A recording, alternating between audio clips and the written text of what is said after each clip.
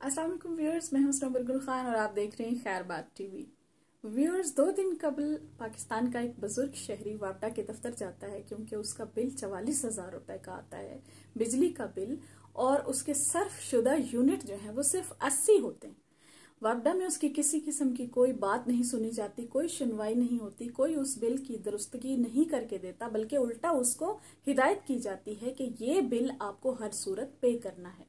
वो शख्स घर वापस आता है और उसकी इंतहाई अफसोस के साथ अर्ज है कि डेथ हो जाती है। मेरा आपसे सवाल है, क्या हमारी हुकूमत हम लोगों के टैक्सेस पर इसी तरह आयाशियां करती रहेगी और लोग गरीब जो हैं वो इस तरह के नाजायज और नाहक ओवर बिलिंग की वजह से सुसाइड्स करते रहेंगे या उनकी इस तरह से हार्ट अटैक से अमवात होती रहेंगी और हमारी हुकूमत को कोई नहीं पूछेगा?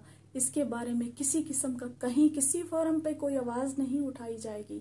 और वापडा को ये इख्तियार हासिल है कि अगर किसी का बिल बहुत ज्यादा आता है और सर्फ शुदा यूनिट्स की तादाद भी बहुत ज्यादा भी हो तो वापडा के पास ये इख्तियार था कि वो उस बिल की एक साथ कर सकते हैं। मैक्सिमम इस बिल की 3 एक साथ की जा सकती थी। तो फिर इस बुजुर्ग शहरी को इस तरह से क्यों धुतकारा गया और उसकी बात नहीं सुनी गई और उल्टा उसको हिदायत की गई कि ये बिल पे किया जाए? जिसके घर में फाके चल रहे हों वो कहां से बिल पे करेगा?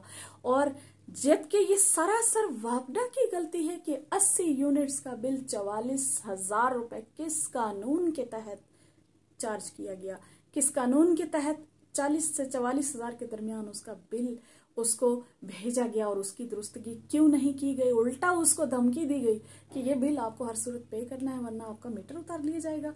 क्या इस तरह की बदमाशी हमारे इदारों की आवाम का खून इसी तरह से चूसती रहेगी और कोई इस पर आवाज नहीं उठाएगा, कोई एहतजाज नहीं करेगा? याद रखिए, अगर आज एक डेथ हुई है और आज कई लोगों ने इस पर सुसाइड्स भी की हैं, इसी तरह लोग अगर खामोश रहे तो फिर एक दिन आएगा कि ये सिलसिला रुक नहीं सकेगा, बल्कि ये हर घर तक दराज हो जाएगा। तो फिर आप उस वक्त क्या ऐसे ही खामोश बैठे रहेंगे? इसी के साथ इजाजत दीजिए। अपना बहुत सा ख्याल रखिएगा, अपने हक के लिए बोलना सीखिए और अपने अंदर की आवाज को दबा कर ना बैठे रहिए। अपना बहुत ख्याल रखिएगा। अल्लाह हाफिज।